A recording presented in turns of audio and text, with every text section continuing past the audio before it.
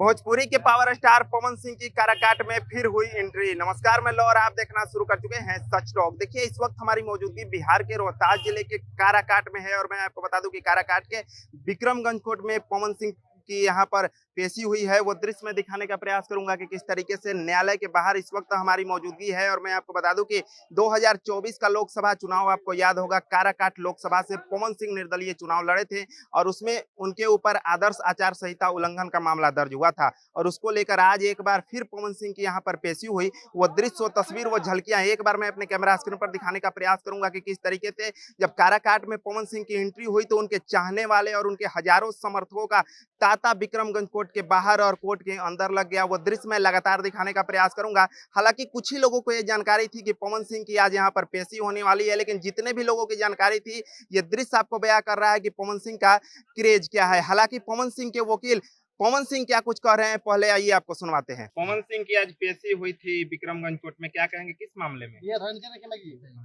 ये जो मामला था चुनाव आचार संहिता को लेकर था। उन पर मुकदमा हुआ था 5, जिसमें एक विजन सर्किट कोर्ट से उनकी रिहाई हो गई। आज चार्ज हुआ 2 केसेस में और 1 केस में अपीयरेंस था। एसीजे मोहन के सर के यहाँ आज एक जमानत हुआ, उसके बाद में उनकी चार्ज बनी और एक आदित्य गर्ग के कोर्ट में चार्ज बनी। क्या फिर अगला पेशी होना है क्या? अगला पेशी जब न्यायालय बुलाएगा तो बुलाएंगे। अभी कोई डेट नहीं है? जी नहीं, अभी डेट नहीं है।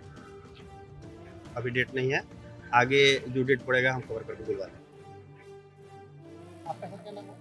मेरा नाम पवन कुमार सिंह है, व्यवहार न्यायालय विक्रमगंज रोहतास।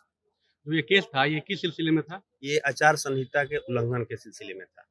जो पिछले बार लोकसभा चुनाव हुआ था? जी, जो पिछला बार लोकसभा जो चुनाव हुआ था उसी के सिलसिले में मुकदमा हुआ था, उसी के लिए आज न्यायालय में उनकी पेशी थी।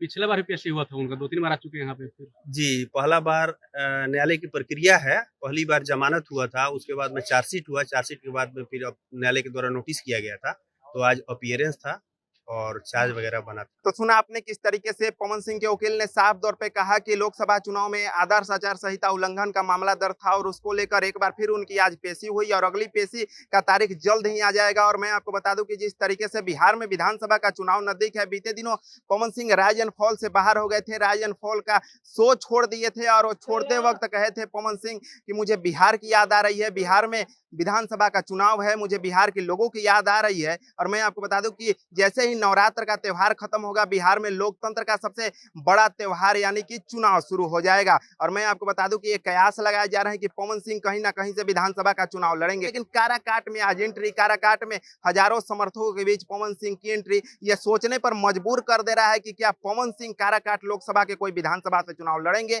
या नहीं लड़ेंगे। ये तमाम सवाल उठ रहा है। सवाल ये भी उठ रहा है कि क्या पवन सिंह आरा या बड़हरा से चुनाव लड़ेंगे। फिलहाल वो दृश्य एक बार मैं पुनः गुजारिश करूंगा कि दिखाने का प्रयास करें कि किस तरीके से जब पवन सिंह यहां पर पहुंचे तो उनके हजारों समर्थकों का तांता लग गया पवन सिंह को देखने, पवन सिंह को सुनने के लिए। और मैं आपको बता दूं कि जिस तरीके से पवन सिंह का क्रेज है, कहीं ना कहीं बिहार में विधानसभा का चुनाव नजदीक है और चुनाव को लेकर पवन सिंह का यह दौरा महत्वपूर्ण माना जा रहा है, पवन सिंह की पेशी महत्वपूर्ण मानी जा रही है। और सबसे खास बात मैं आपको बता दूं कि पवन सिंह जिस तरीके से 2024 में लोकसभा का चुनाव हारे थे, हालांकि उनको 3.25 लाख मत आए थे, लेकिन आज भी पवन सिंह ये खुले मंच से कहते हैं कि जो लोग जीते हैं उनसे ज्यादा चर्चे हमारे हार के होते हैं। ये शब्द पवन सिंह के होते हैं। और पवन सिंह का मियाज क्या है, मूड क्या है, और जिस तरीके से राजन फॉल से पवन सिंह जब बाहर हुए थे तो ये शब्द उन्होंने कहा था कि बिहार के लोगों की याद आ रही है। अब ये लोगों को सोचने पर मजबूर कर देगा कि क्या सच में पवन सिंह बिहार में विधानसभा का चुनाव लड़ेंगे, और लड़ेंगे तो कहां से लड़ेंगे। तमाम सवाल उठ रहे हैं। फिलहाल सच टॉक्स का वीडियो आपको कैसा लगा कमेंट बॉक्स में जरूर बताइएगा। अच्छा लगे तो शेयर जरूर करिएगा। धन्यवाद।